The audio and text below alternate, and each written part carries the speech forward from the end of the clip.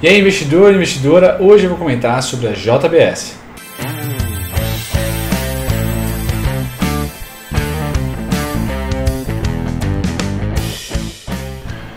Muito bem, galera, continuo aqui aparentemente com o microfone alterado. Enquanto eu resolvo esse probleminha nos bastidores, vou tentar gravar vídeos, né, com o microfone com o áudio não tão bacana, mas acho que vocês conseguem. Estourado não tá, mas a qualidade realmente está um pouco inferior em relação aos vídeos recentes. Hoje, comentando sobre a JBS, né, só falar um pouco sobre a empresa, fundada em 1953, todo mundo sabe que ela é uma gigante, né, teve envolvida com um escândalo recente do Joesley, inclusive a maior baixa da bolsa dos últimos tempos, crash e tudo mais. Circuit breaker, perdão, não crash. Ela processa por dia mais de 80 mil bovinos, 14 milhões de aves, 115 mil suínos e 100 mil peças de couro. Certo? Governança é ótima, novo mercado. Free float tá bacana. Sócio majoritário é a própria JF. Investimentos SA, 37%. Tem participação do BNDES, todo mundo sabe disso. Certo? Todo mundo sabe disso, 21%. Então essa é a única parte que não é tão bacana, mas se o governo tiver uma posição liberal, como é a atual, e agora até fazendo um contraponto, se eu não me engano, a direcional, né, esse governo atual ele deve favorecer a JBS, tá, sabe? Não deve interferir no imbróglio Joesley, para não entrar mais em detalhes. Certo? Quando a gente vai para a análise fundamentalista, eu vou usar um pouco aqui do Cavalcante, mas depois a gente vai para fundamentos. Certo? O que eu tenho que tentar descobrir? Que ela se endividou, basicamente isso. Certo? Capacidade de produção dela em relação à dívida líquida é de 4. Não é interessante. Já faz um tempo que deixou de ser. Certo? O que salva é que a receita líquida dela é muito grande, mas ela não é uma empresa eficiente. A gente vai ver agora, pulando para fundamentos, ela é uma empresa que tem ROI negativo. Até aqui a eficiência dela é positiva, mas o ROI é negativo. Certo? Então, e o mercado está bem para baixo com ela. Se a gente imaginar que é uma empresa que nos últimos 3 meses só pepino deu, só pepino não, pepino mínimo, e nos últimos 12, aí sim a gente começa a entrar naquela história, começa a ter algumas repercussões da Lava Jato e todo o embrólio, a gente não vai ter dados bonitos aqui, certo? Então a JBS é para quem quer fazer os dados, para quem não quer pegar os dados prontos e falar, nossa, essa daqui a empresa está bonita, não, é para quem acredita que a empresa vai se manter idônea, vai ter uma outra direção de gestão, certo? Vai procurar honrar com diversas, como posso dizer assim,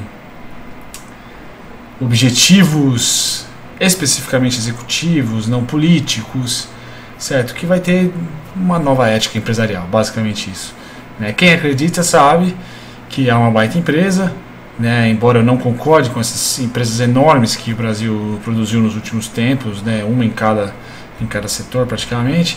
Ela é uma dessas gigantes. Você não vai criar o seu franguinho, nem o seu tourinho, nem a sua vaquinha, muito menos o seu suíno, sem ter que disputar com esse cidadão aí. Em algum momento, ou você vai vender para ele, ou vai se restringir o mercado, porque esse cara é muito grande, não só no Brasil. Certo? Então, realmente, se você acredita na filosofia da empresa, se você acredita na estrutura da empresa, ela é hoje uma empresa descontada, embora os números digam que ela é uma bomba. Acho que é muito mais reflexo dos últimos acontecimentos políticos que envolveram aí a tal ética empresarial que eu comentei. Indo para o gráfico, o que a gente tem? O período Joesley bacana, e depois só chuchu, parecendo o gráfico da Bovespa, só que sem romper máxima histórica. Certo? Como que eu vou tentar analisar para vocês aqui esse estudo? Bom, eu quero começar a dizer da LTA. Então, mensal é o gráfico bacana para a LTA. A gente vem aqui triangulando em cima dela. Certo? Bumba, bumba. Então, uma próxima e possível triangulação é bacana. Então, eu sempre dou aquele hackzinho, põe um alerta, deixa lá pode ser interessante. Você está no trabalho, está na viagem e tal, recebe o alerta e fala, beleza, pode ser, o Bruno falou, eu também estudei, pode ser bacana eu estar apostando nessa ação. Eu não sei que preço, em que momento a gente pode estar chegando lá, né? Eu até tinha uma análise tempo ligando este fundo a este fundo, certo? Mas aqui fica muito distante, a gente está falando de outubro de 2020, certo? Para um próximo fundo. Pode ser? Pode ser, mas aqui até outubro de 2020 eu terei mais vídeos sobre essa ação, sem dúvida nenhuma.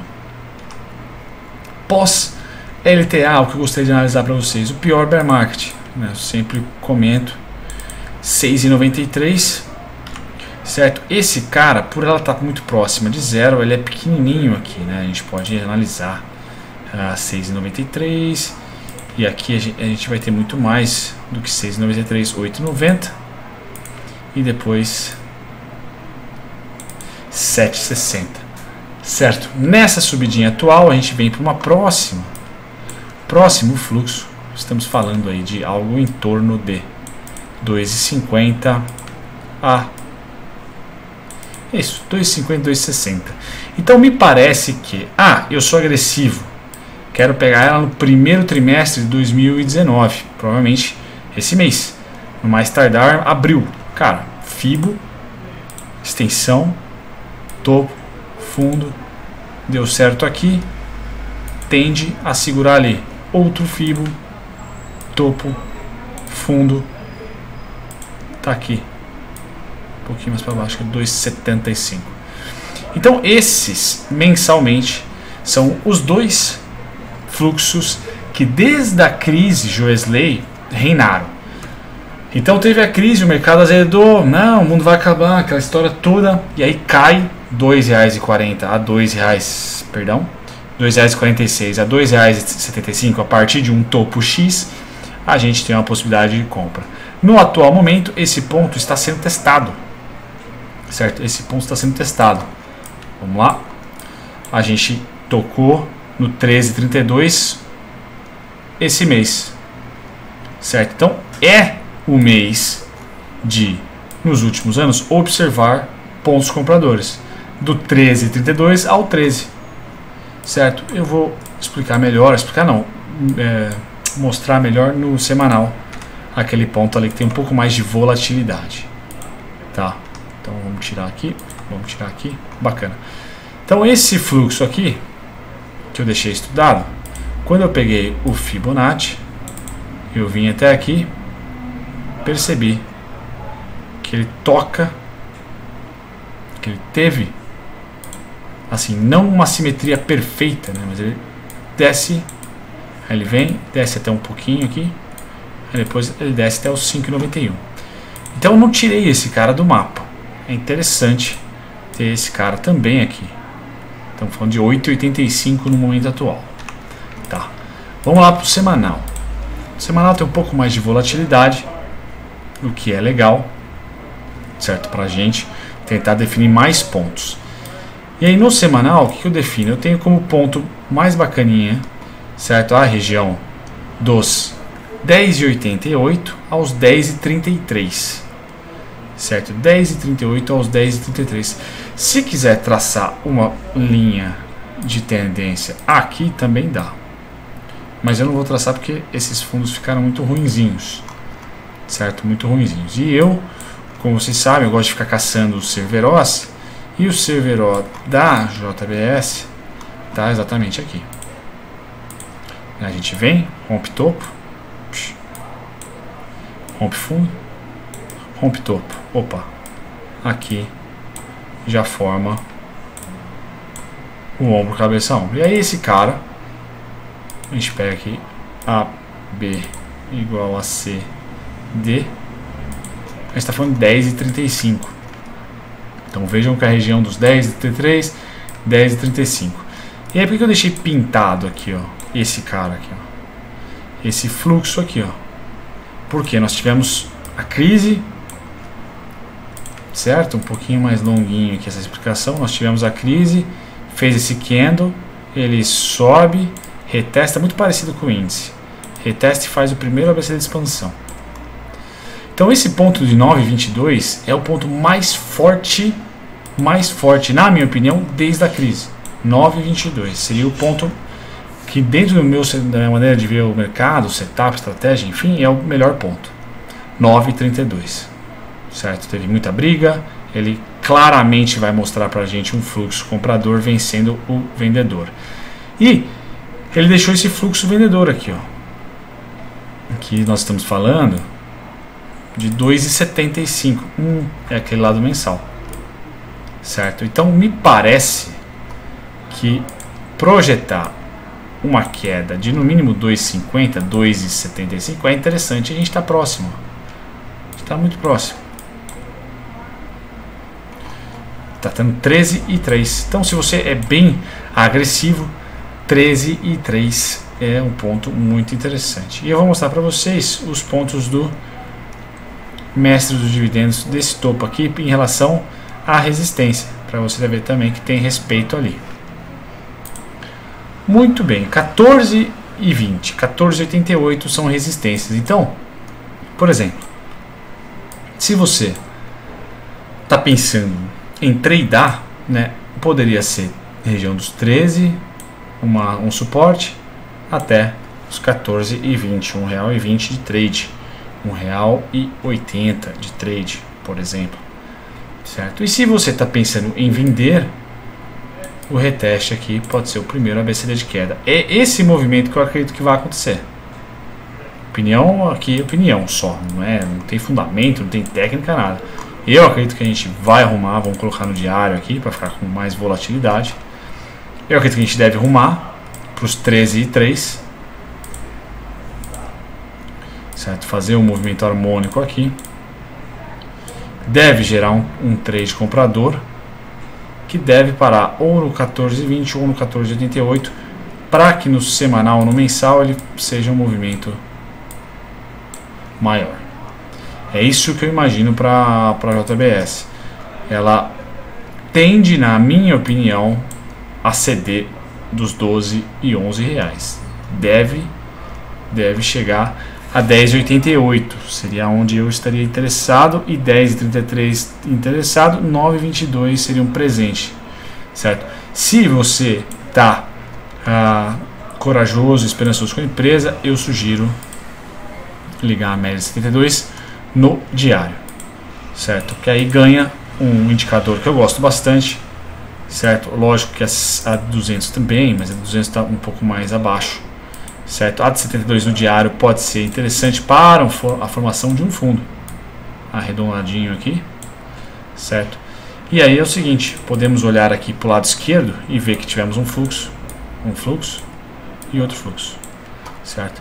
E pegar um desses caras para cima, né? Vamos lá fazer a continha. A gente tem aqui aí pode ser aqui, ó, opa, um pouquinho mais, aí um ABCD 14,24, certo? 14,24. Aí depois a gente subiu, teve um candlezinho de definição ali e depois fechou no topo, certo? Então teve um fluxo aqui de compra de algo em torno, a cada ciclo, né? Algo em torno de R$2,58. Então seria mais ou menos, vamos colocar aí, R$2 a R$2,50 de lucro, eu mediria, certo? Então a partir de uma compra, ou a partir da formação de um fundo aqui, meu alvo seria esse. Portanto, se você faz 1 para 1, tem que estar com esse prejuízo também a partir da sua compra. Eu acho que é um bom gerenciamento, né? E aí até o prejuízo iria para baixo de uma belíssima região de suporte, na minha opinião. Tá? Então não é mega arriscado, certo? Eu que estou com viés mais negativo, porém, né, a gente vence uma batalha, a gente que os comprados vencemos uma batalha, vencemos uma segunda batalha. Essa aqui está empatando por enquanto, aqui, praticamente.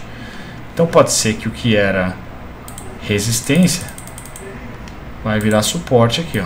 Totalmente compreensível, tá? Totalmente compreensível.